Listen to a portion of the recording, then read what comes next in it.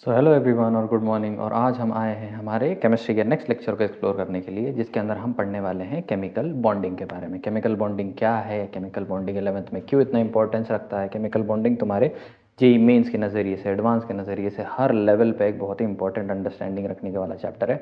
PSC पढ़ने वालों को सब जगह पर, जिन लोगों को केमिकल्स के साथ डील करना होता है, केमिस्ट्री के साथ डील करना होता है, वहाँ पे केमिकल बॉन्डिंग हमारी बहुत हेल्प करती है। बेसिक्स हैं एक तरीके से पूरी केमिस्ट्री को समझने की, पूरे केमिस्ट्री के कॉम्बिनेशन को समझने के बेसिक्स के अंदर ये हमारी बहुत हेल्प करने वाला है। ठीक है, तो स्टार्ट करते हैं बिना टाइम वेस्ट किए आज का चैप्टर केमिकल बॉन्डिंग। ये फर्स्ट लेक्चर है तुम्हारा केमिकल बॉन्डिंग का। इसको हम बड़ा सिंप्लीफाई करने की मैं कोशिश करूँगा आप लोगों के लिए।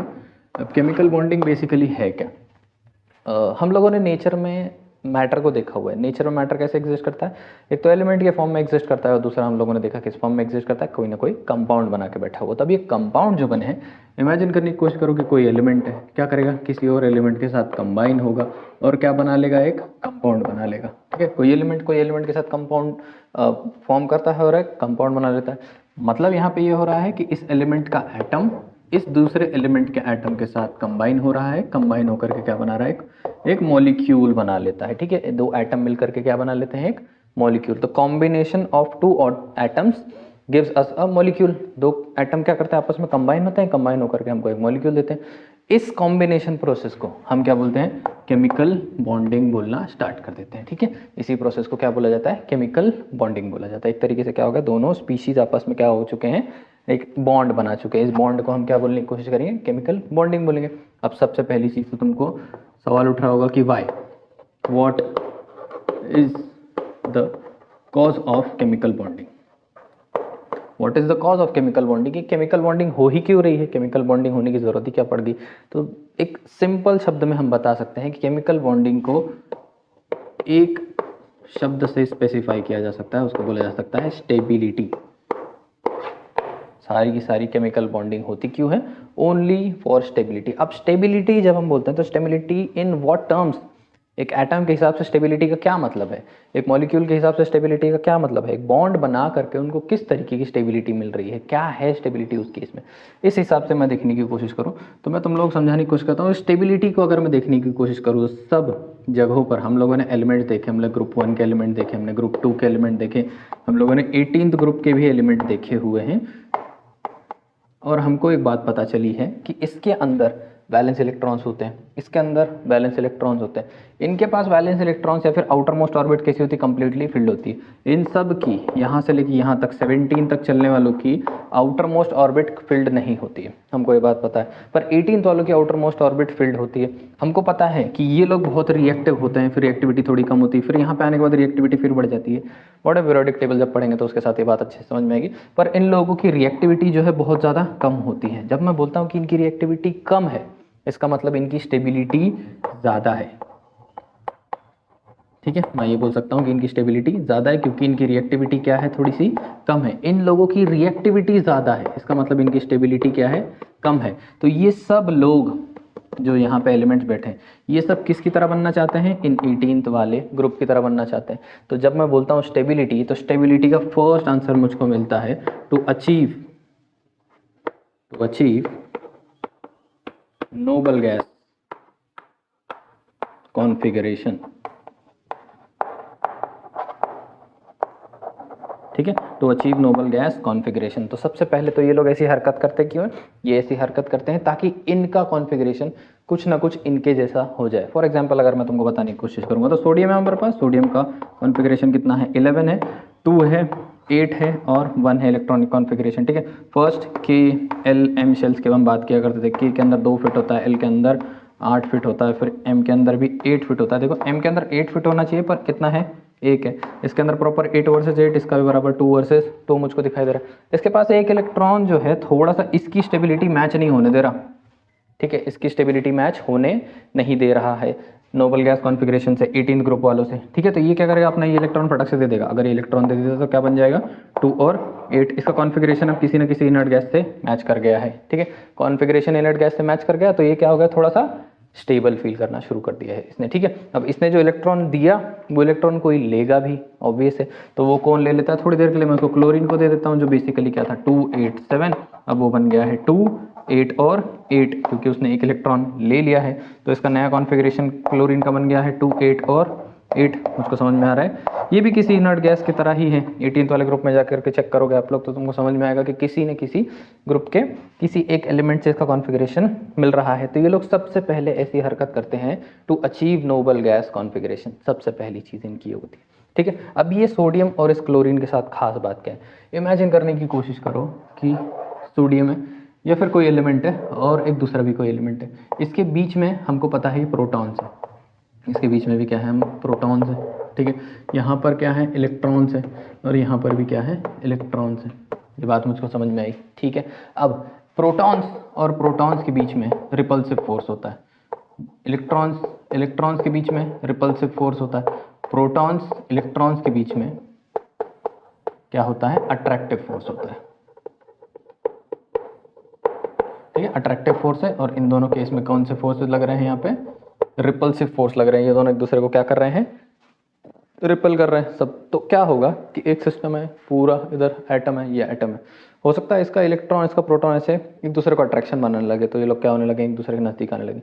पर एक पॉइंट पर नज़दीक आने के बाद क्या होगा कि ये इलेक्ट्रॉन्स जो है बाहर बैठे हुए ये रिपेल भी करना शुरू कर देंगे, अंदर वाले प्रोटॉन्स आ भी रहे हैं और ये ऊपर वाले एक दूसरे को रिपल भी कर रहे हैं। तो एक पॉइंट पे आकर के ये दोनों क्या हो जाने वाले हैं, रुक जाने वाले हैं। समझ रहे हो, ध्यान से फिर से मैं तुमको समझाने की कोशिश करता हूँ कि हो क्या रहा है कि इसके पास बहुत सारे इलेक्ट्रॉन्स हैं, बीच में क्या है, क्लाउड है प्रोटॉन्स का, इसके पास भी क्लाउड है प्रोटॉन्स का, बाहर क्या है, बहुत सारे इलेक्ट्रॉन्स हैं। ये प्रोटॉन इस इलेक्ट्रॉन को अट्रैक्ट करने की कोशिश कर रहा है, प्रोटॉन इस इलेक्ट्रॉन्स को अट्रैक्ट करने की कोशिश कर रहा है। दूर दूर से ये लोग एक दूसरे के नज़दीक आने लगे, नज़दीक आने लगे, नज़दीक आने लगे, इधर तक पहुंचे। तो ये इलेक्ट्रॉन्स जो थे, ये इलेक्ट्रॉन्स उंगली वाले, ये इलेक्ट्रॉन एक दूसरे को क्या करना शुरू कर दिए, रिपेल करने लगे और नज़दीक नहीं जा रहे। इनके बीच का जो डिस्टेंस अब तुम लोगों को दिख रहा है, ये डिस्टेंस जो इन दोनों के बीच के, इस डिस्टेंस को हम बोलना शुरू कर देते हैं बॉन्ड लेंथ, ठीक है। तो अगर इन दोनों एटम्स को ध्यान से देखा जाए तो ये बहुत दूर थे, दूर के बाद ये लोग क्या आ गए, एक दूसरे के थोड़ा नज़दीक आ गए हैं, पर इससे ज़्यादा नज़दीक नहीं जा पा रहे हैं क्योंकि ये इलेक्ट्रॉन क्या कर रहा है, इस इलेक्ट्रॉन को रिपेल कर रहा है, पर ये प्रोटॉन इस इलेक्ट्रॉन को अट्रैक्ट कर रहा है, ये वाला प्रोटॉन इस इलेक्ट्रॉन को अट्रैक्ट कर रहा है, पर ये इलेक्ट्रॉन को रिपेल कर रहा है। वो दोनों खींच भी रहे हैं, दोनों पुल भी रहे हैं, तो ये एक सर्टन टाइप ऑफ इक्विलिब्रियम में आ गए। थोड़ा फिजिक्स के नज़रिए से देखा जाए तो ये लोग क्या हो चुके हैं, एक इक्विलिब्रियम में आ चुके हैं। तो मुझको समझ में आने लगा है यहाँ पे कि इसके आगे पीछे अभी जा नहीं पाएंगे, अट्रैक्शन के हिसाब से बहुत नज़दीक आ गए। यहाँ पे मैं बोल सकता हूँ कि किस टाइप क्या फॉर्मेशन हुआ है, यहाँ पे एक बॉन्ड फॉर्म हो गया और ये जो डिस्टेंस बना है दोनों के बीच में, इसको हम क्या बोलना शुरू कर देते हैं, बॉन्ड लेंथ बोलना स्टार्ट कर देते हैं। पर इसका क्या लेना देना कॉज के साथ, इसका क्यों, व्हाट इज द कॉज, ये तो मैंने फिनोमेना समझा दिया।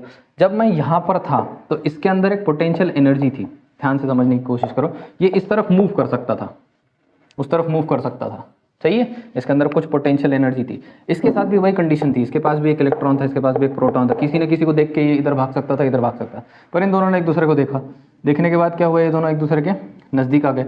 अब ये दूर नहीं जा सकता, ये कहीं नहीं जा पाएगा क्योंकि इस तरफ से इसने क्या कर रखा है, अट्रैक्ट कर रखा है।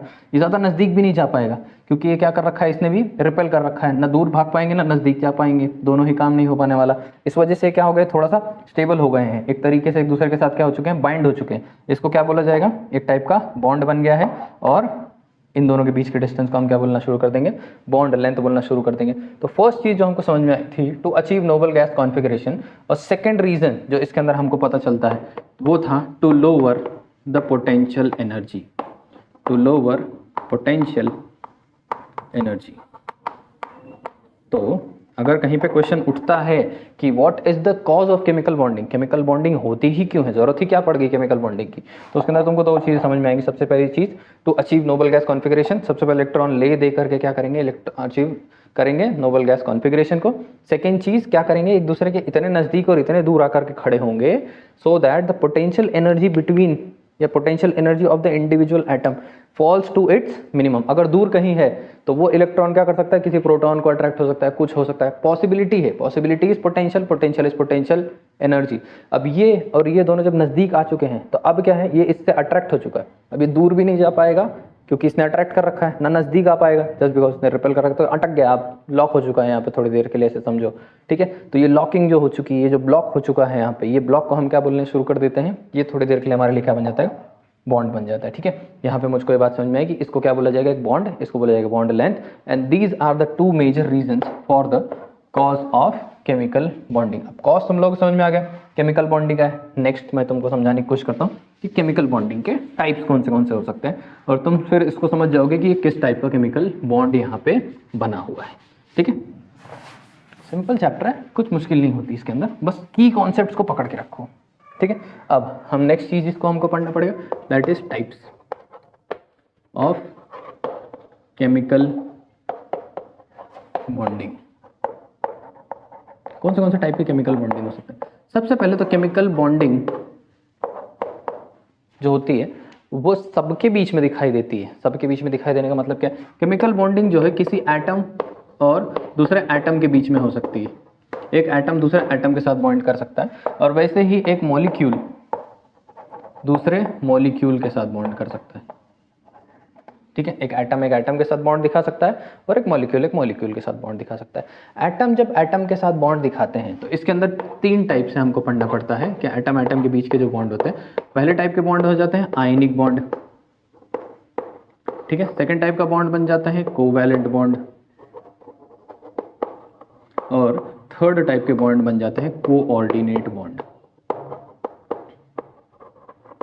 ठीक है, ये 3 टाइप हो गए। अब इसके अंदर तुम लोगों ने बचपन में पढ़ा भी है कि आयनिक बॉन्ड मतलब, आयनिक बॉन्ड में क्या होता है? Ionic bond is complete transfer of electron. ये स्पीशी क्या करेगी? अपना इलेक्ट्रॉन सामने वाली स्पीशी को दे देने वाली है, और वो स्पीशी क्या करने वाली है? इससे इलेक्ट्रॉन ले लेने वाली है। उसने दिया, उसको दे दिया है, इसने उसको दे दिया है, उसने इससे ले लिया है। ठीक है, ये बात तुमको समझ में आ गई।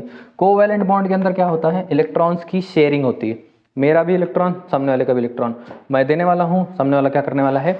लेने वाला है, और दोनों हाथ मिला करके क्या होंगे? खड़े हो जाने वाले हैं। ठीक है, ये क्या हो रही है? दोनों की शेयरिंग। जरूरत पड़ने पे मैं इस्तेमाल करूंगा, जरूरत पड़ने पे वो इस्तेमाल करने वाला है। ठीक है, ये बात वहाँ पे होने वाली है। और कोऑर्डिनेट बॉन्ड जो है एक टाइप के कोवैलेंट बॉन्ड जैसा ही है। रेजोनेंस स्ट्रक्चर्स वगैरह जब हम लोग पढ़ेंगे तो हमको बहुत अच्छे से समझ में आएगी ये बात। अब कोऑर्डिनेट बॉन्ड्स के अंदर क्या होता है? Generally coordinate bonds have nothing but partial sharing and partial transfer of electron. थोड़ा बहुत शेयरिंग, थोड़ा बहुत ट्रांसफर, इसके बारे में हम वहाँ पे समझने वाले। ठीक है, मॉलिक्यूल के बीच में बॉन्डिंग जब होती है तो यहाँ पे हमको क्या देखने को मिलता है? वैन डर वाल देखने को मिलता है। सबसे पहले फोर्स हमको देखने को मिलता है वैन डर वाल, एक टाइप का फोर्स है। और हमको देखने को मिलता है वहाँ पे हाइड्रोजन बॉन्डिंग देखने को मिलती है।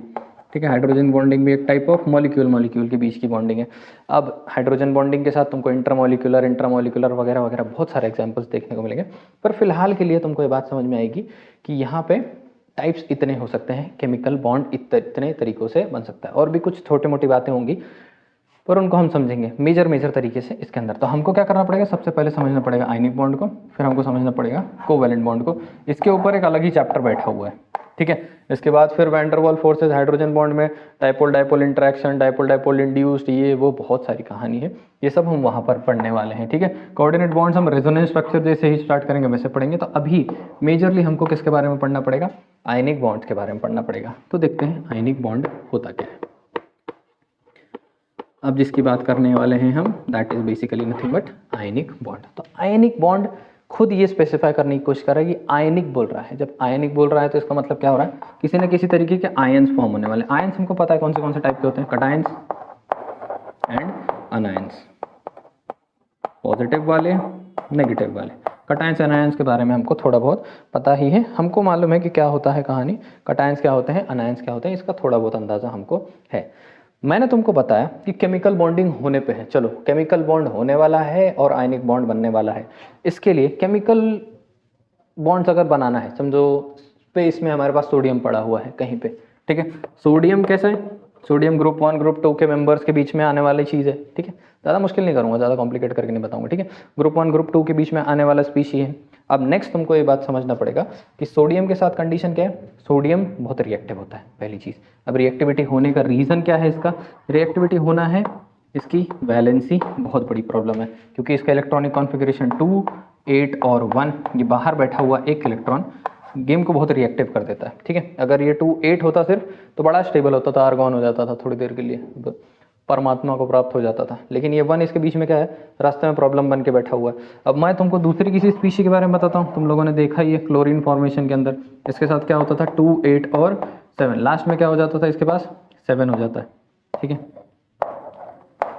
और यहाँ पे क्या हो जाएगा? 7 इलेक्ट्रॉन्स हो जाने वाले हैं। एक इलेक्ट्रॉन इसके पास क्या है? जगह खाली है। अब ऑब्वियस है कि ये एक इलेक्ट्रॉन क्या करने वाला है? इसको डोनेट कर देने वाला है, हमको पता है। तो यहाँ से हमको समझ में आता है कि एक मेटल और एक नॉन मेटल मिल करके क्या बनाते हैं, एक आयनिक कंपाउंड बनाते हैं।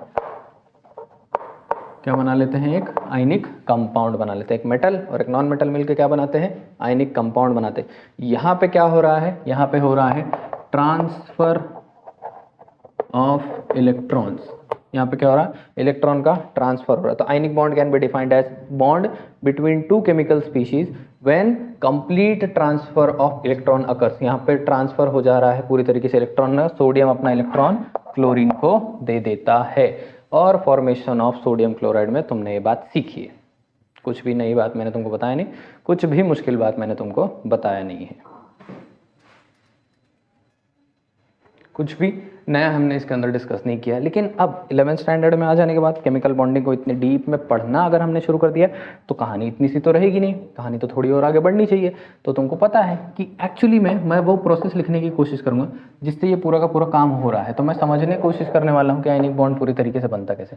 मेरे पास सोडियम है नेचर में, सोडियम को बड़ी आग लगी हुई है। सोडियम क्या कर देगा, फटाक से अपना एक इलेक्ट्रॉन रिलीज कर देने वाला है। सोडियम प्लस एक इलेक्ट्रॉन क्या करता है, अपना रिलीज कर देता है। मुझको पता है ये एटमॉस्फेयर में क्लोरीन है, क्लोरीन ये इलेक्ट्रॉन क्या कर लेता है, एटमॉस्फेयर से एक्सेप्ट कर लेता है और Cl क्या बन जाता है, माइनस बन जाता है। मेरे पास दो चीज़ें आकर के बैठ गई हैं, एक तो Na प्लस आके बैठ गया है और एक Cl माइनस आकर के बैठ गया है। ठीक है, ये Na प्लस Cl माइनस एक दूसरे से अट्रैक्ट होकर के क्या बना लेने वाले हैं, NaCl बना लेने वाले हैं। ये बहुत बेसिक हो गई, ये क्या बात हुई, ये भी तुम लोगों ने पहले से ही पढ़ा हुआ। अब इसके अंदर होता क्या है कि ये पूरे दोनों क्या हो गए, ये दोनों आयन्स हैं, कटायन है और अनायन है। ये बात मुझको समझ में आ रही। इस वजह से इस बॉन्ड को क्या बोलना शुरू कर देते हैं हम लोग, आयनिक बॉन्ड शुरू कर देते हैं बोलना। पर यहाँ पे ध्यान से देखो कि सोडियम को कुछ नहीं पड़ी है अपना इलेक्ट्रॉन देने की, वो स्टेबिलिटी के लिए दे तो देगा, लेकिन तब देगा जब एक्साइटेड स्टेट में आ जाएगा, तब सोडियम को क्या करना पड़ेगा, एक्साइटेड स्टेट में आना पड़ेगा। उसके लिए सोडियम के नज़दीक एक्साइटेड स्टेट में आने का क्या मतलब है, कोई ना कोई केमिकल स्पीशीज जब उसके अंदर नज़दीक आएगी, कोई ना कोई टाइप ऑफ, अगर सोडियम आराम से बैठा हुआ है, क्लोरीन उसके नज़दीक आता है। ठीक है, इसके प्रोटॉन्स इलेक्ट्रॉन्स के बीच में फोर्सेस ऑफ अट्रैक्शन रिपल्शन दुनिया ड्रामा शुरू करेंगे, वो उसको खींचेगा, वो उसको खींचेगा। जानते हो प्रोटॉन प्रोटॉन को धक्का मारेगा, प्रोटॉन इलेक्ट्रॉन को। इसमें से क्या होगा, एक्साइटमेंट होगी, एक्साइटमेंट होकर के इलेक्ट्रॉन इसमें से रिलीज होगा, रिलीज होकर के इसके पास आ जाएगा। ठीक है, तो ये एक आयन फॉर्म कर लिया और ये हो गया थोड़ा सा कूल डाउन, ये भी हो गया थोड़ा सा कूल डाउन, दोनों ठंडे हो गए आराम से। दोनों लोग अब एक दूसरे की तरफ अट्रैक्ट हुए, अट्रैक्ट होकर के बॉन्ड बना लिए, ये बन गया तुम्हारा सोडियम क्लोराइड। पहले कैसे था, पहले सोडियम बड़ी आग लगती है, यहाँ पे रिएक्टिविटी बहुत सारी, यहाँ पे एक दूसरे के नज़दीक आए, एक्साइटेड स्टेट में गए, इसने इसको ट्रांसफर किया, दोनों लोग छेल, दोनों कैसे हो गए हैं, ठंडे हो गए। लेकिन टेक्निकली इस बात को समझने की कोशिश करते हैं कि टेक्निकलिटी में क्या हो रहा है। टेक्निकलिटी में सोडियम जो है इलेक्ट्रॉन रिलीज नहीं करता, सोडियम से इलेक्ट्रॉन रिलीज करवाते समय कुछ ना कुछ एनर्जी एब्जॉर्ब करता है, और ये एनर्जी को हम क्या बोलना शुरू कर देते हैं, आयोनाइजेशन एनर्जी, या फिर कहीं कहीं ये लिखा हुआ रहेगा आयोनाइजेशन एंथैल्पी।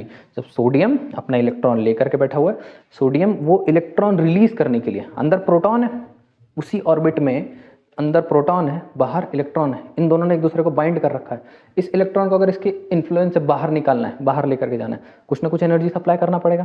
ये एनर्जी जो हम सप्लाई करनी पड़ेगी हमको, या फिर एटमॉस्फेयर को, कहीं से भी, जरूरी नहीं हर बार ह्यूमन से जाके सप्लाई करें, पर पूरे सिस्टम में, पूरे इक्विलिब्रियम सिस्टम के अंदर कहीं ना कहीं से एनर्जी आएगी और इसको क्या करेगी, अलग करेगी। सनलाइट से आ जाने दो थोड़ी देर के लिए, धूप में रख दो, हीट कर दो, कुछ भी ऐसे थोड़ी देर के लिए समझो कि बाहर से कुछ ना कुछ एनर्जी इसको सप्लाई करनी पड़ी है। वो एनर्जी जो इसको सप्लाई करनी पड़ी है, उस एनर्जी को हम क्या बोलना शुरू कर देते हैं, आयोनाइजेशन एनर्जी। आयोनाइजेशन एनर्जी थोड़ी देर के लिए इसको माना जा सकता है कि हम सोडियम का आयन बना रहे हैं Na+, तो इस वजह से इसको क्या बोलना शुरू कर दिया हमने, आयोनाइजेशन एनर्जी बोलना स्टार्ट कर दी। अब Cl भी ऐसे ही था, Cl ने क्या किया, इलेक्ट्रॉन गेन कर लिया, इलेक्ट्रॉन ले लिया और क्या बना लिया, Cl माइनस बन गया है यहाँ पर।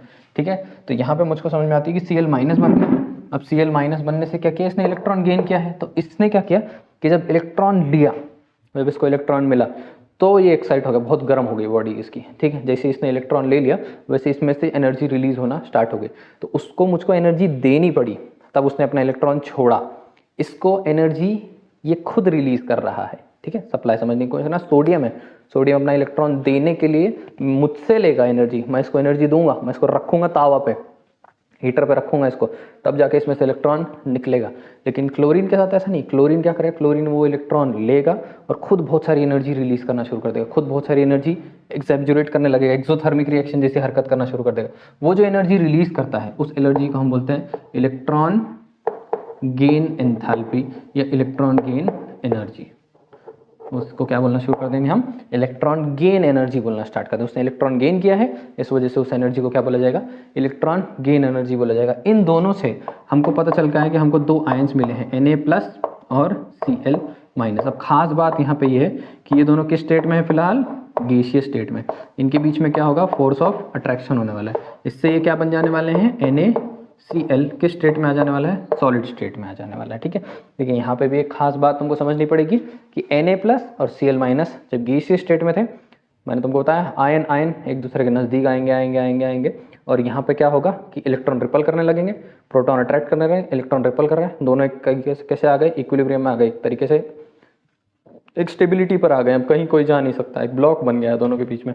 ये ब्लॉक को हम क्या बोलना शुरू कर देंगे, बॉन्ड बोलना शुरू कर देंगे। इस टाइम पे भी बहुत सारी एनर्जी रिलीज होती है, ये पॉइंट पे भी एनर्जी बहुत ज़्यादा रिलीज होती है। जब Na गैसियस फॉर्म में, क्लोरीन गैसियस फॉर्म में एक दूसरे से कंबाइन करके बनाते रहते हैं, लैटिस फॉर्म करते रहते हैं, तो ये टाइम पे बहुत एनर्जी रिलीज होती रहती है। तो दो केसेस में एनर्जी रिलीज होती है, इलेक्ट्रॉन गेन में भी और इसमें भी।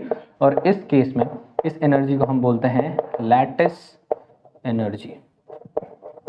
ठीक है, इसको हम बोलते हैं लैटिस एनर्जी। तो तीन टाइप की एनर्जीज के बारे में हम लोग समझ में आया। आयनिक बॉन्ड का जब भी फॉर्मेशन हो रहा होगा, तीन तरीके की एनर्जीज वहाँ पे बन रही होंगी। फर्स्ट टाइप की एनर्जी जो है दैट इज आयनाइजेशन एनर्जी, जिसको हम सप्लाई करते हैं, जिसको हम सिस्टम में खुद डालते हैं। हम सोडियम को एनर्जी देते हैं, हम मतलब सिस्टम को उसको एनर्जी की ज़रूरत है, हम तो दे रहे हैं, जब दे पाएंगे नहीं तो हमारे पहले भी नमक था, ऑब्वियस है।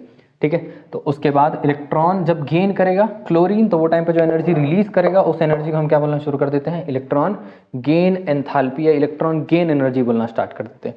और थर्ड केस में जब इन दोनों के आयंस आपस में कंबाइन करके सोडियम फ्लोराइड सॉलिड स्टेट में फॉर्म करते हैं, तो जो एनर्जी रिलीज होती है उसको हम क्या बोलना शुरू कर देते हैं, लैटिस एनर्जी बोलना स्टार्ट कर देते हैं। तीन टाइप की एनर्जीज हमको यहाँ पे समझ में आई है। अब खास बात क्या है इन तीन एनर्जीज की, तो नेक्स्ट कंसेप्ट इसी चीज पे बेस्ड है, वो है favorable conditions for formation of a ionic bond.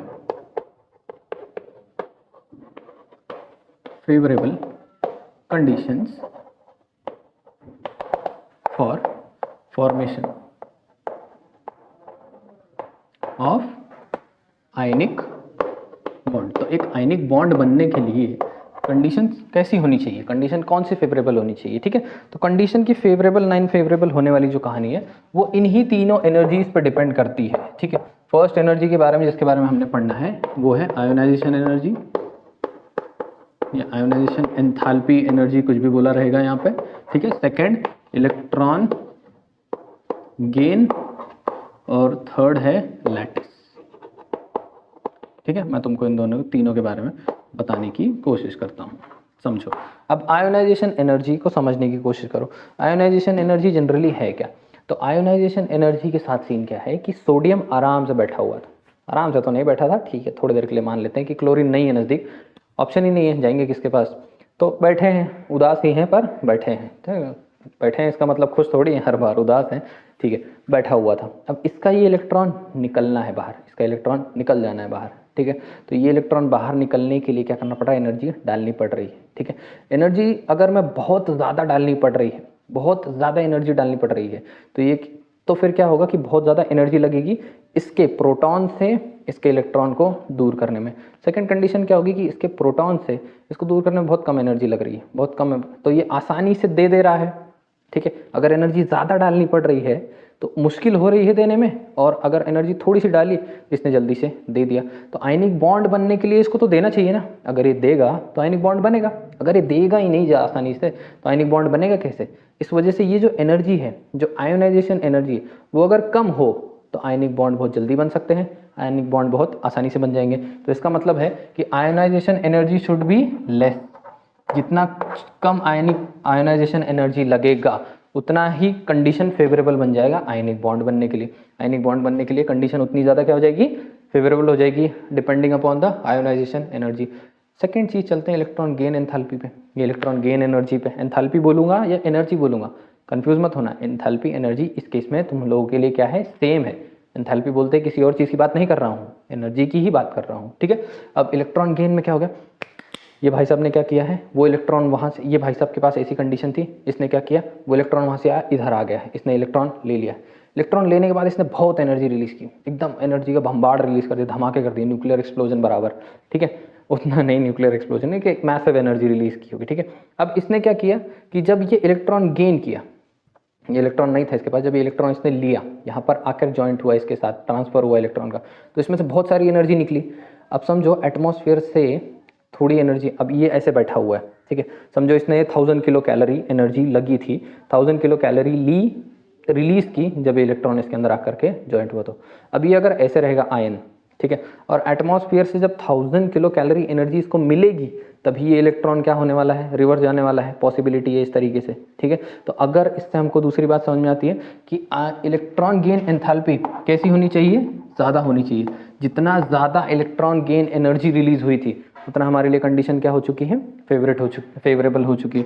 अब यहाँ पे क्या हो गया है कि एक Na+ और एक Cl- आपस में आ गए हैं, ये भी गैसियस फॉर्म में है और ये भी गैसियस फॉर्म में है। ये दोनों आपस में क्या करने वाले हैं, कंबाइन करने वाले हैं और हमको देने वाले हैं NaCl सॉलिड स्टेट में। और इस प्रोसेस में जो एनर्जी रिलीज होने वाली है दैट इज लैटिस एनर्जी, ठीक है। अब ये जो प्रोसेस है ना, इसके बारे में कुछ खास है, इस वजह से लैटिस एनर्जी की बताते हैं, ये थोड़ा रिवर्सिबल है। रिवर्सिबल क्या है भाई, रिवर्सिबल होने का मतलब है कि एक Na+ और एक Cl- को ध्यान से देखो तो ये दोनों आयन है, और आयनिक बॉन्ड नाम का कोई बॉन्ड एक्चुअली में एग्जिस्ट नहीं करता।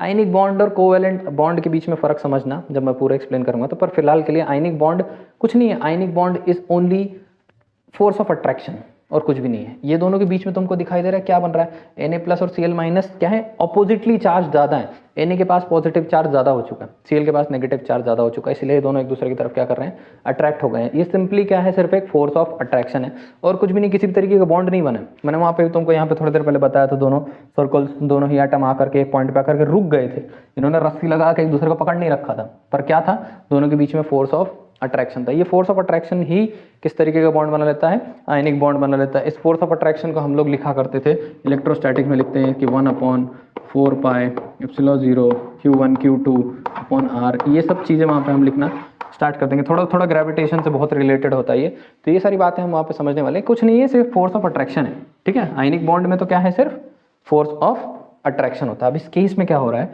कि जब Na+ और Cl- आपस में जॉइंट हो रहे हैं तो NaCl सॉलिड बन रहा है और बहुत सारी लैटिस एनर्जी क्या हो रही है, रिलीज हो रही है, ठीक है। अब इमेजिन करो कि जब ये दोनों लोग कंबाइन किए तो सिर्फ 5 किलो कैलोरी रिलीज हुई, 5, ज़्यादा नहीं, 5000 कैलोरी, 5 किलो कैलोरी रिलीज हुई। और कोई दूसरे दो थे, उन दोनों ने कंबाइन किया, 50,000 किलो कैलोरी रिलीज हुई, ठीक है।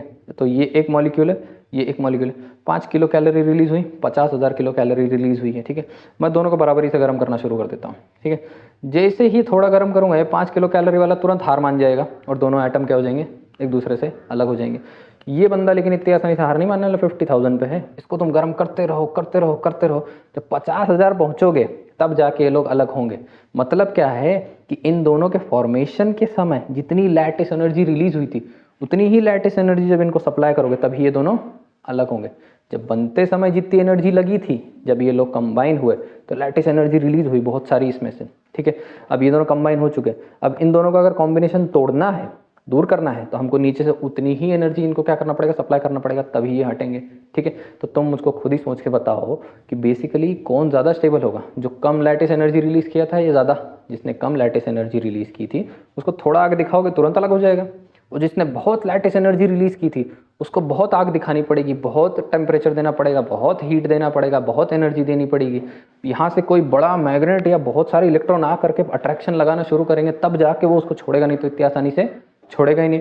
इसका मतलब है कि फॉर्मेशन के समय लैटिस एनर्जी जितनी ज़्यादा होगी उतना ही हमारा आयनिक बॉन्ड क्या होगा, स्ट्रांग होने वाला है, उतना ही हमारा आयनिक बॉन्ड का फॉर्मेशन फेवरेबल हो जाएगा कंडीशन में। तो हमारी आयोनाइजेशन एनर्जी मिनिमम होनी चाहिए और हमारी इलेक्ट्रॉन गेन और लैटिस एनर्जी कैसी होनी चाहिए, मैक्स टू मैक्स जितनी हो सके उतनी ज़्यादा होनी चाहिए। इस कंडीशन को हम क्या बोलते हैं, favourable conditions for formation of a ionic bond. इसको क्या बोलना शुरू कर देंगे, favourable conditions for formation of a ionic bond. अब आयनिक बॉन्ड के साथ कंडीशंस हमको फेवरेबिलिटी में समझ में आ गई कि कैसे फेवरेबल है। नेक्स्ट हमको एक बात और बात करनी है। क्या था भाई? चौक था।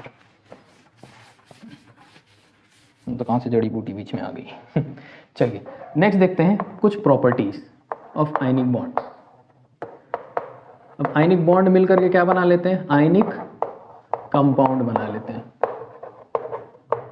आयनिक बॉन्ड सब लोग मिलकर क्या बना लेते हैं? आयनिक कंपाउंड बना लेते हैं। अब इन आयनिक कंपाउंड्स की कुछ खास बातें हैं जिसको तुम लोगों को समझना पड़ता है। सबसे पहले तो एक बात समझने की कोशिश करो कि एक सोडियम पॉजिटिवली चार्ज है। अगर कुछ मैं आसान से समझाने की कोशिश करता हूँ तुम लोगों को, तो एक सेकेंड बस, ठीक है। अब यहाँ पे क्या होने वाला है कि सोडियम जो है वो पॉजिटिवली चार्ज हो सकता है।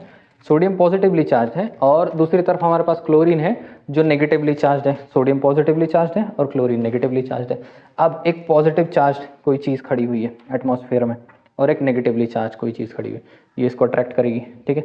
इसके बाद वापस कोई पॉजिटिवली ही चार्ज होगा, इसके बाद कोई नेगेटिवली ही चार्ज होगा, इसके आगे कोई पॉजिटिवली चार्ज होगा, उसके आगे कोई नेगेटिवली चार्ज होगा, इसके ऊपर कोई पॉजिटिवली ही होगा, पीछे भी। तो एक तरीके से मुझको यहाँ पे एक बात समझ में आती है कि हो क्या रहा है कि अरेंजमेंट जो है एटम्स का वो बड़ा रेगुलर है। पॉजिटिव वाले को नेगेटिव वाला ही अट्रैक्ट होगा, फिर नेगेटिव वाले को कोई पॉजिटिव वाला ही होगा। ऐसा नहीं हो सकता ना क्लोरीन क्लोरीन क्लोरीन फिर 2 सोडियम फिर 5 क्लोरीन फिर 2 सोडियम, ऐसा तो पॉसिबल है नहीं। पॉसिबिलिटी तो यही है कि पैटर्न कैसा होने वाला है? Regular, due to opposition of charges एक दूसरे के उल्टे, तो पैटर्न कैसा हो गया है? रेगुलर हो गया है। इससे मुझको एक समझ में आती है कि इनका स्ट्रक्चर कैसा होता है। सबसे पहली चीज़ तो इनका स्ट्रक्चर हमको समझ में आएगा कि रेगुलर पैटर्न में होने की वजह से दे आर ऑल क्रिस्टलाइन। इन सबका स्ट्रक्चर कैसा है? क्रिस्टलाइन है। ये बात मुझको समझ में आ रही है। क्रिस्टल स्ट्रक्चर वो प्रॉपर रेगुलर अरेंज्ड है, पूरा लैटिस जो है वो प्रॉपर ज्योमेट्री में अरेंज्ड है, एमॉर्फस नहीं बिल्कुल भी, इसलिए ऐसा कड़क होता है। तुमने सॉल्ट उठाया हाथ में, सोडियम क्लोराइड कर रहा हूँ इतनी देर से, कॉमन सॉल्ट है ना, सॉल्ट उठाओगे हाथ में ऐसा पत्थर जैसा होता है, मजबूत होता है, एमॉर्फस होता है, कोयला जैसा नहीं होता ना, कोल जैसा नहीं होता। इस वजह से इसको क्या बोला जाएगा? कैसा है ये? क्रिस्टलाइन है। अब हम नेक्स्ट इसकी बात करते हैं melting point and boiling point के बारे में। अब खुद ही सोचो कि इन लोगों के बीच का फोर्स ऑफ अट्रैक्शन कैसा है? बड़ा स्ट्रांग है। आयनिक बॉन्ड कैसे होते हैं? बहुत स्ट्रांग होते हैं। 400 किलो कैलोरी एनर्जी चाहिए कम से कम उसको तोड़ पानी करने के लिए, नियर 420 किलो कैलोरी एनर्जी चाहिए आयनिक बॉन्ड्स को तोड़ने के लिए। अब यहाँ पे किलो जूल था, सॉरी। तो यहाँ पे एक बात तुमको समझ में आएगी कि ये कैसे हैं, बहुत स्ट्रांग है फोर्स ऑफ अट्रैक्शन। तुमको इसको उबालना है, तुमने लगा दिया हीटर इसके ऊपर, हीटर भाई पानी नहीं है, ठीक है, इसको लगा दिया नीचे से, माचिस दे दिया, माचिस लगा दिया बर्नर, उसको उबालना शुरू कर दियो। इनके आयंस जल्दी से दूर होंगे, आसानी से दूर होंगे। अगर तुमने 2 डिग्री टेम्परेचर बढ़ाया तो हटेंगे, दूर हटेंगे? नहीं। तुम 100 डिग्री टेम्परेचर बताओ, हटेंगे। इसका मतलब क्या है कि 2 डिग्री पे नहीं मान रहे, 30 डिग्री पे नहीं मान रहा, 40 डिग्री पे नहीं मान रहा, 100 पे मान रहा है शायद। इमेजिन कर रहा हूँ थोड़ी देर के लिए, 100 पे शायद मान रहा हूँ। तो इस वजह से इसका मेल्टिंग पॉइंट जो है बहुत हाई है, यानी फोर्स ऑफ अट्रैक्शन बहुत ज़्यादा है, तो मेल्टिंग पॉइंट हाई है। मेल्टिंग पॉइंट हाई तो बॉइलिंग पॉइंट भी तो हाई ही होगा। जब पहले पिघलेगा तभी तो गैस बनेगा। मेल्ट हो रहा मतलब पहले सॉलिड से लिक्विड, पर लिक्विड से गैस। अगर मेल्टिंग पॉइंट हाई है तो बॉइलिंग पॉइंट भी क्या होता है? हाई होता है। इस वजह से आयनिक कंपाउंड जो हैं इनका मेल्टिंग पॉइंट भी हाई होता है और इन लोगों का बॉइलिंग पॉइंट भी क्या हो जाता है? हाई हो जाता है, ठीक है। नेक्स्ट हम लोग इसके बारे में पढ़ने वाले हैं, वो है कंडक्टिविटी। अब conductivity of heat and conductivity of current, दो चीज़ें हैं। हीट कैसे कंडक्ट होती है और करंट कैसे कंडक्ट होता है इनके अंदर से। अब खुद सोचो, मेरे नज़रिए से, अपने नज़रिए से खुद समझने की कोशिश करो कि ये आयंस एक दूसरे को कैसे बैठे हुए हैं, फिर से टाइट पकड़ के बैठे हुए हैं। हमको अगर कंडक्शन लगाना है, बिजली कंडक्ट करनी है, तो आयंस को मूव होना चाहिए ना। तो electricity can be defined as flow of electrons. थोड़ी देर के लिए इलेक्ट्रॉन फ्लो कर रहा है मतलब चार्ज फ्लो कर रहे हैं। I is equal to Q upon T, physics से हम लोगों ने देखा था कि I is equal to Q, rate of flow of charge per unit time. कुछ ना कुछ फ्लो हो रहा है, इसमें कुछ फ्लो होगा। इनका फोर्स ऑफ अट्रैक्शन कितना स्ट्रांग है, ये लोग एक दूसरे को छोड़ेंगे, लैटिस हिलेगा थोड़ा भी तो तुम्हें एक बड़ा सा ले लो सॉल्ट का चंक, उसको अगर पकड़ाओ करंट नहीं पकड़ेगा, ठीक है। तो इसके अंदर क्या हो जाता है? कंडक्टिविटी लो, ठीक है। लेकिन एक छोटा सा एक्सेप्शन है भैया, ध्यान से देखना, लो इन सॉलिड स्टेट। इससे क्या मतलब हो गया? लो इन सॉलिड स्टेट। इसको समझने के लिए हमको कंडक्टिविटी को छोड़ के सबसे पहले कॉन्सेप्ट पढ़ना पड़ेगा सॉल्युबिलिटी का। ठीक है, हमको कॉन्सेप्ट पढ़ना पड़ेगा सॉल्युबिलिटी का। तो आयनिक कंपाउंड्स को हमेशा खास बात याद रखना कि आयनिक कंपाउंड जो होते हैं वो चार्ज का बड़ा चिल्ला पुकार मचाते हैं, ठीक है, इनका चार्जेस से बहुत लेना देना है। तो यहाँ पे क्या है ना कि सॉल्युबिलिटी सिर्फ दो चीज़ों में देखी जा सकती है, या तो हमारा सॉल्वेंट जो है वो पोलर है, या तो हमारा सॉल्वेंट क्या है, नॉन पोलर है, ऑर्गेनिक, ठीक है। और पोलर को इनऑर्गेनिक बोला जाता है, यहाँ पे इसको क्या बोला जाता है, ऑर्गेनिक सॉल्वेंट बोला जाता है। इसका सीधा मतलब क्या है कि अगर मैं ड्रॉ करने की कोशिश करूँ तो मैं हाइड्रोजन ऑक्सीजन ऑक्सीजन, मैंने क्या ड्रॉ कर दिया है, H2O ड्रॉ कर दिया, पॉजिटिवली चार्ज है, नेगेटिवली चार्ज है, नेगेटिवली चार्ज। अगर इसको एक समझूँ कि ये लाइन है, ये सब फैला हुआ नहीं है, एक लाइन है, तो ऊपर वाला हिस्सा पॉजिटिवली चार्ज दिखता है, नीचे वाला हिस्सा नेगेटिवली चार्ज दिखता है। इसको अगर मैं दिखाने की कोशिश करूँ CH3COOH, तो यहाँ पे देखो CHH, फिर यहाँ पे CH3COOH, देखो यहाँ पे positively charge, negative, positively charge, positively charge, positively charge, दुनिया का ड्रामा यहाँ पे हो रहा है। तुम इसको अगर एक लाइन में ड्रॉ करो, एक वर्टिकल लाइन, तो ऊपर वाला हिस्सा पॉजिटिव, नीचे वाला हिस्सा पॉजिटिव, ऐसे ड्रॉ करने की कोशिश करो, पॉजिटिव होगा, बीच वाला पॉजिटिव हो जाए। हमको समझ में आ रहा है कि ये एक पोल जैसा दिखता है जिसके दोनों पोलैरिटीज ऑपोजिट है, पर इसका नहीं है ऐसा, ये कैसे है, नॉन पोलर है, ठीक है। तो हमारे सारे के सारे आयनिक कंपाउंड जो होते हैं वो किस में सॉल्युबल होते हैं, सिर्फ पोलर सॉल्वेंट में। इस वजह से हमारा जो सॉल्ट है वो किस में जाके डिजोल्व हो जाता है, वाटर में आसानी से डिजोल्व हो जाता है। वाटर में जब डिजोल्व हो जाता है ना, तो Na+ और Cl- क्या हो जाता है, एक दूसरे से थोड़ा सा दूर हो जाते हैं, इनके बीच में क्या आ जाता है, वाटर। वाटर का वो H जो है ना, वो इसको धर के खींचने लगता है अपनी तरफ, वो जो ऑक्सीजन है वो इसको पकड़ के अपनी तरफ अट्रैक्ट करने लगता है, और दोनों क्या कर देते हैं, थोड़े से एक दूसरे से दूर हो जाते हैं, ठीक है। इन लोगों के बॉन्ड को थोड़ा सा वीकन कर देता है। अब तुम्हारा जो सॉल्वेंट है जिसकी कैपेसिटी है इस बॉन्ड को एक दूसरे से दूर कर देने की, उस कैपेसिटी किसके ऊपर डिपेंडेंट होती है, डाई इलेक्ट्रिक कांस्टेंट बोला जाता है उसको। उस कैपेसिटी क्या है, dielectric constant. Dielectric constant सिर्फ एक मेजर है कि जो कुछ भी सॉल्वेंट हम इस्तेमाल कर रहे हैं वो हमारा जिस चीज़ को हमने उसके अंदर मिक्स किया हुआ है उसको कितना अच्छे से डिसॉल्व कर सकता है। डिसोल्यूशन डिसोसिएशन बहुत अच्छे से कर ले रहा है, उसका डिसोसिएशन बहुत अच्छे से हो जा रहा है। सोडियम क्लोराइड कंबाइंड थे, बहुत अच्छे से डिसोसिएट कर दिया, तो डाई इलेक्ट्रिक कांस्टेंट हाई है। और वाटर का डाई इलेक्ट्रिक कांस्टेंट क्या होता है, हाई होता है। अब वाटर के साथ सीन क्या है कि ये डाइलेक्ट्रिक कांस्टेंट हाई होने की वजह से सॉल्ट में मिक्स होकर के इन दोनों को अलग कर देगा। अब खुद देखो कि Na+ और Cl- क्या हो गए, आयन एक दूसरे से हो गए दूर, आयन एक दूसरे से दूर हो चुके। अब आयन एक दूसरे से दूर हो गए और तुमने करंट दे दिया तो आयन फ्लो होना शुरू हो जाएंगे, नहीं हो जाएंगे, ऑब्वियस है। इसका मतलब जब मैं इसी इसी आयनिक कंपाउंड को कभी पानी में या किसी सॉल्वेंट में मिक्स कर दूं जिसमें वो डिसॉल्व हो रहा है, तो सॉल्युबल स्टेट में ये इलेक्ट्रिसिटी कंडक्ट करेगा, हीट कंडक्ट करेगा, ऑब्वियस है।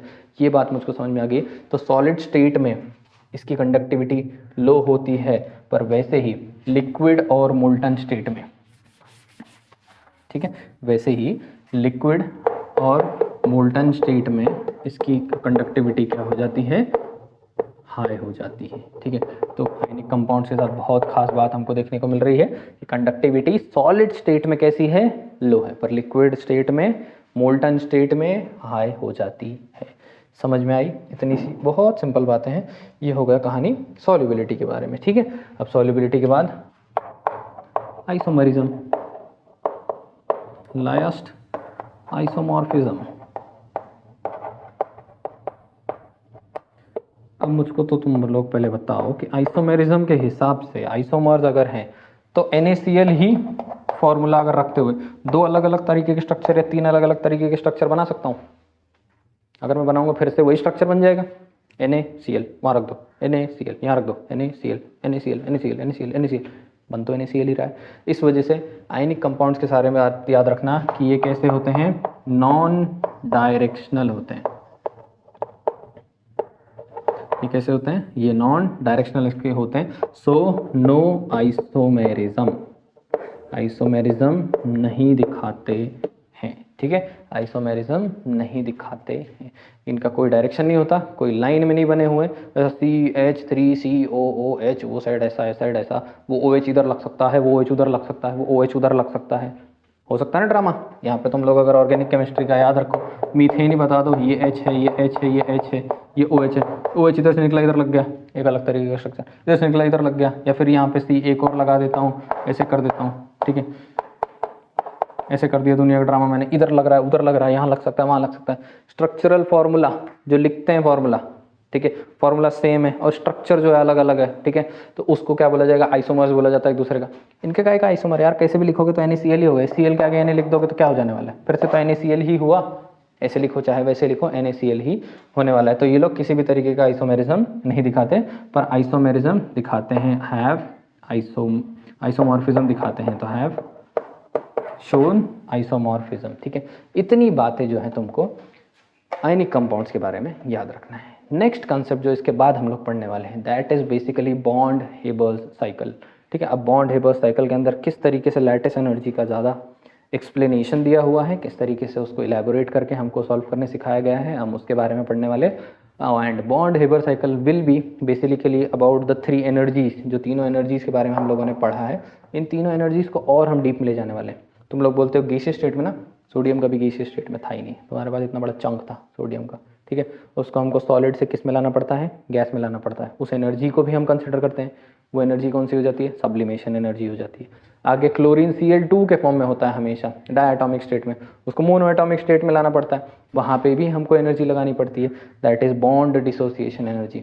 आयोनाइजेशन एंथैल्पी, इलेक्ट्रॉन गेन के साथ खास बात यह है कि जब पहली बार हमको इलेक्ट्रॉन लेता है तो एनर्जी रिलीज करता है, अगली बार जब दोबारा दूसरा इलेक्ट्रॉन उसी को देने की कोशिश करो तो तुमको ही उसको एनर्जी फिर देनी पड़ती है, तो वो भी एक दूसरे को उल्टा हो जाता है। तो ये सारी साइकिल जो है, ये सारी साइकिल हमको नेक्स्ट कौन बताने वाला है, बॉन्ड हेबर्स साइकिल बताने वाली है कि किस तरीके से आयनिक कंपाउंड के फॉर्मेशन में सारी एनर्जीज को हम पढ़ने वाले और कैलकुलेट करने वाले हैं, lattice energy, heat of formation, वो सारी बातें हम बॉन्ड हेबर्स साइकिल के अंदर पढ़ने वाले हैं। तो आज आयनिक कंपाउंड के बेसिक्स के अंदर हम इतना ही पढ़ने वाले हैं। नेक्स्ट लेक्चर तुम्हारा होगा बॉन्ड हेबर्स साइकिल के ऊपर, और उसके बाद थर्ड लेक्चर में हम थोड़े बहुत और रूल्स के साथ पढ़ा के फजांस रूल वगैरह वगैरह पढ़ करके आयनिक कंपाउंड को जल्दी जल्दी खत्म करके चलेंगे कोवैलेंट कंपाउंड्स की तरफ, कोवैलेंट बॉन्ड की तरफ। कोवैलेंट बॉन्ड को समझेंगे। कोवैलेंट बॉन्ड जब हम पढ़ते रहेंगे तो तुमको याद रखना है कि कोवैलेंट बॉन्ड बनने का सिर्फ एक तरीका नहीं है, कोवैलेंट बॉन्ड के पीछे बहुत सारी थियरीज है। कोवैलेंट बॉन्ड शेयरिंग से होता है, फिर कोई बोलता है ऑर्बिटल ओवरलैप कर रहे हैं, कोई बोल रहा है हाइब्रिडाइजेशन हो रहा है, कोई बोल रहा है VACPR लगी है, वैलेंस बॉन्ड थियरी लगी है, मॉलिक्यूलर ऑर्बिटल थियरी लगी है, ये वो बहुत वेराइटी है उसके अंदर। आयनिक कंपाउंड थोड़ा सिंपल पढ़ते हैं उनके मुकाबले, ठीक है। तो इतनी बातें आप लोगों को आयनिक कंपाउंड्स के बारे में याद रखनी है। तो आज की वीडियो के अंदर बस इतना ही है, मिलते हैं नेक्स्ट वीडियो में, तब तक आप लोग आराम से पढ़ते रहें और फॉलो करते रहें, चैप्टर्स को रिवाइज करते रहो, पुराने चैप्टर्स को भूलो नहीं और प्रैक्टिस बना करके रखो। तिल दिल के लिए गुड बाय, सी यू।